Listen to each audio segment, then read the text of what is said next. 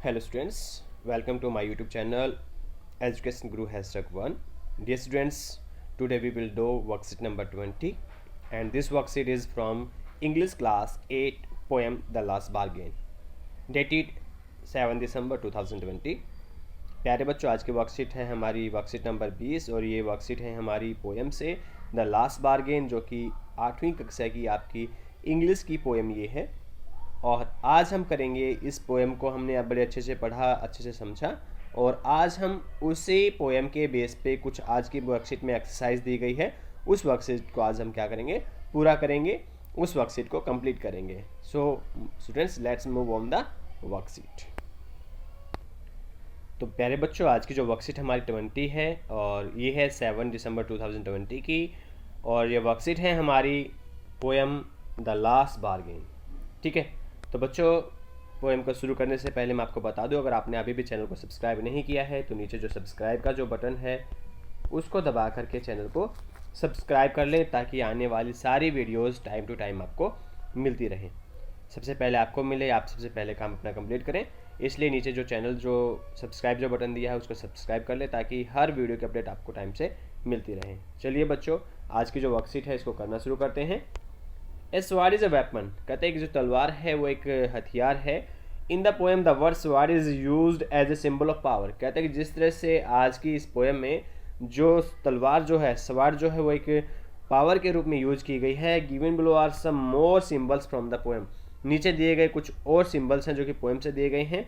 Right what do they mean in space provided, और वो जो सिंबल्स हैं नीचे दिए गए स्पेस में किस तरह से उनको क्या क्या नाम दिया गया है, उससे हमने क्या करना है, उनको मैच करना है। ठीक है, तो चलिए बच्चों हम इनको मैच करते हैं। तो सबसे पहला है bag of gold. Bag of gold जो है बच्चों, सबसे पहले मैं आपको बता दूं किस चीज़ को वो करता है, वो करता है वेल्थ को। जिस तरह से जो आपका स्वर्ड जो है वो पावर को करता है, उसी तरह से जो है बैग ऑफ गोल्ड है वो वेल्थ को करता है। उसके बाद स्माइल, स्माइल जो है वो किस चीज़ को करता है, स्माइल है बच्चों शॉर्ट लिव्ड हैप्पीनेस, यानी एक छोटे से समय के लिए क्या है, आपको खुशी मिल जाएगी, उसको क्या हम बोलते हैं, स्माइल बोलते हैं। ठीक है, शॉर्ट लिव्ड हैप्पीनेस।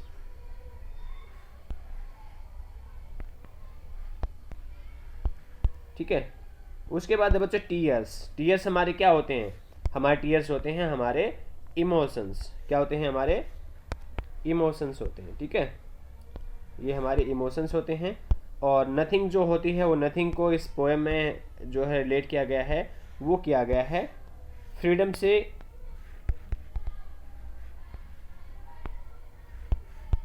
इसको रिलेट किया गया है फ्रीडम से। तो हमें ये पता होना चाहिए कि आज की जो हमारी पोएम है उसमें कौन कौन सी चीज़ें, जो बार्गेन पोएम है उसको किन किन सिंबल्स से संबोधित किया गया है। तो सबसे पहले है बैग ऑफ गोल्ड, जिसको वेल्थ से किया गया है। स्माइल है जिसमें शॉर्ट लिव्ड हैप्पीनेस है। और टीएस को इमोशन से किया गया है। और नथिंग को फ्रीडम से किया है, यानी जिस बच्चे ने लास्ट में पोएट को नथिंगनेस से खरीदा था, उसने उसको कुछ नहीं दिया था, तो इस तरह से जो क्या था, उस वो जो पोएट था उसको क्या मिल गई थी, आज़ादी मिल गई थी। What is the speaker's last bargain, जो स्पीकर्स जो है उसका लास्ट बार्गेन क्या था, ऐसी कौन सी चीज़ थी जिससे कि जो स्पीकर था उसने खुद को बेच दिया। ठीक है, तो हम चलिए इसका लिखते हैं, स्पीकर्स का लास्ट बार्गेन क्या था। The speakers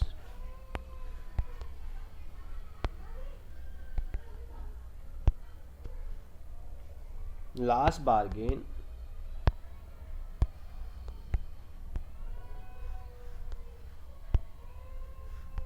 was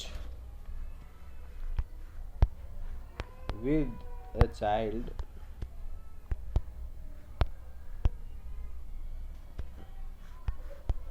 who gave him nothing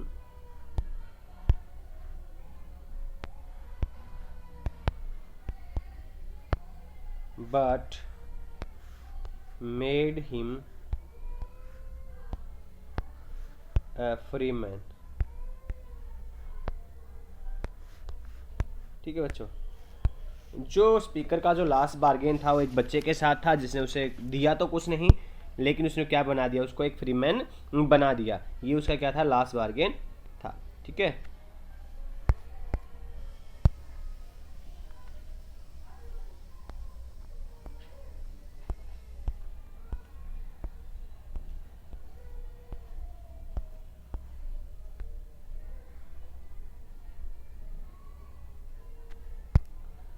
ठीक है। उसके बाद है complete the following sentence with the help of the words given in the box.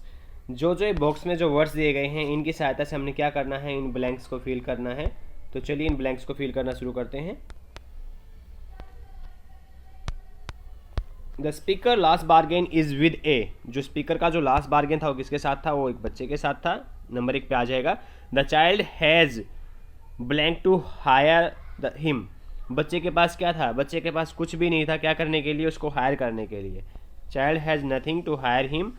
He forget about his and his. वो अपनी किस चीज़ के बारे में भूल गया। जैसे कभी उससे मिला तो कभी जो था वो पोइट जो था आपका, वो अपने सोरो के बारे में और स्ट्रेस के बारे में, सब चीज़ों के बारे में वो भूल गया। उसके बाद में है बच्चों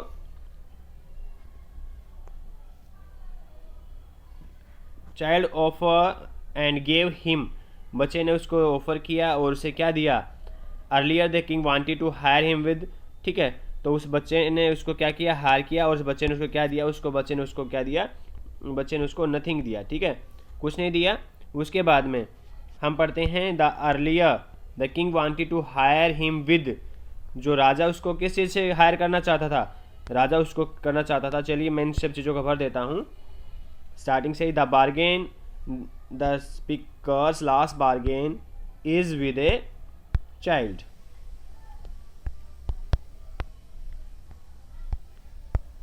द चाइल्ड हैज़ नथिंग। बच्चे के पास में नहीं था क्या, कुछ भी नहीं था उसे हायर करने के लिए। To hire him. He forget about his. जो कवि था वो भूल गया था किसके बारे में, अपने सोरो के बारे में और अपने स्ट्रेस के बारे में।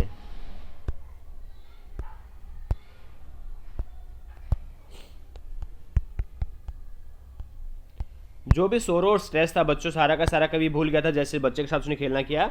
Child gave him. बच्चे ने उसे दिया। बच्चे ने उसको क्या दिया था, बच्चे ने उसको कुछ भी नहीं दिया था ना। Child gave him nothing. ठीक है, लेकिन बच्चे ने उसको एक फ्री मैन बना दिया था। Earlier the king wanted to hire with. उसे किस चीज़ से हायर करना चाहता था राजा, राजा उससे हायर करना चाहता था। कहता था कि मेरे पास पावर है, तेरे तू मेरे साथ रहेगा तो तुझे भी क्या मिलेगी, तुझे भी पावर ही मिलेगी, बहुत ज़्यादा तू अच्छे से रहेगा मेरे साथ।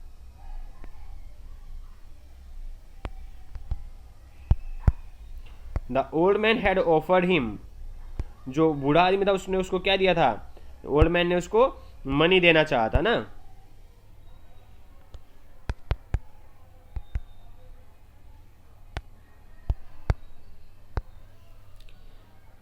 और उसके बाद में कौन आई थी, उसके बाद में फेयर मैड आई थी, है ना, द फेयर मैड।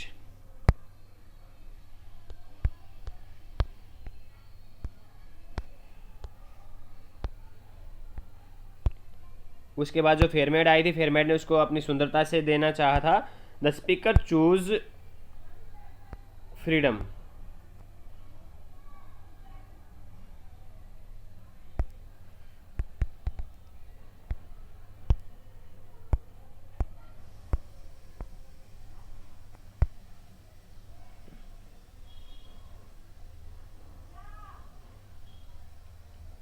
ठीक है, जो स्पीकर था बच्चा उसको क्या हुआ, उसने सारी चीज़ों की बजाय उसने क्या किया, जो फ्रीडम थी उसको चुनना सही लगा। ठीक है, तो इस तरह से हम जान गए कि जो बच्चा था उसने जो पोएट था उसको नथिंगनेस से हायर किया। और जैसे ही जो बच्चे के साथ जो पोएट आया तो उसका सोरो स्ट्रेस सब खत्म हो गया। बच्चे ने उसको कुछ नहीं दिया। राजा उसके पास आया, उसने उसको पावर दी। जो ओल्ड मैन आया उसने उसको मनी ऑफर किया। फेयर मैड ने उसको सुंदरता से कहा कि मैं आपको सुंदरता स्माइल दूंगी। लेकिन जो लास्ट में जो पोएट था उसको क्या अच्छी लगी, उसे उस बच्चे के द्वारा फ्रीडम दी गई अच्छी लगी। अब हमने क्या करना है, arrange the letters of the letter from the meaningful words from the poem. जो पोएम के अंदर जो मीनिंगफुल वर्ड्स है उसकी सहायता से हमने क्या करना है, इन सबको अरेंज करना है। ये सारे के सारे जो है एक जो है अनअरेंज्ड वे में है। ये इन सभी को क्या करना है, हमने अरेंज करके हमने लिखना है। सबसे पहला जैसे है बार्गेन बनेगा इसका, जैसे BAGARNI बार्गेन बनेगा इसका। सेकंड का आएगा मॉर्निंग। थर्ड का आएगा चैरेट।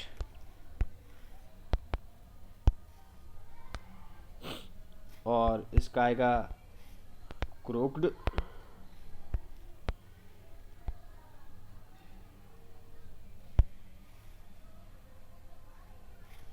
अगले का आएगा मनी,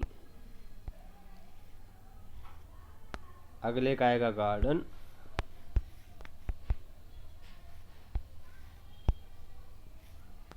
अगले का आएगा स्माइल, अगले का आएगा टीयर्स, अगले का आएगा सेंट,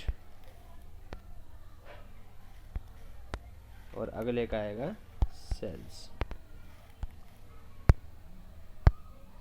तो आपने क्या करना है बच्चों, आपने एक ये जो देखनी है आपने कि कौन कौन सी चीज़ें कैसे कैसे हैं, ये इनको आपने सारे वर्ड्स को रीअरेंज करना है। जैसे इसकी स्पेलिंग अगर हम मिलाएं, बार्गेन आएगी, इसकी देखें तो मॉर्निंग आएगी, इसकी देखें तो चैरिट आएगी, इसकी देखें तो क्रूड आएगी, इसकी देखें तो मनी आएगी, इसके देखें तो जो गार्डन आएगी, इसकी देखें तो स्माइल आएगी, इसकी देखें तो टीयर्स आएगी, इसकी देखें तो सैंड्स आएगी, इसकी देखें तो सेल्स आएगी। आपको ये नीचे भी कुछ वर्ड्स दिए गए हैं, इनकी सहायता से भी आप जो है क्या कर सकते हैं, इनको सही तरीके से आप लिख सकते हैं। सारी की सारी जो वर्कशीट है आपकी बड़ी ईजी वर्कशीट है, बहुत ही हेल्पफुल वर्कशीट है, ये आपने सभी ने बड़े आसानी से ईजिली से इसे कर लेनी है।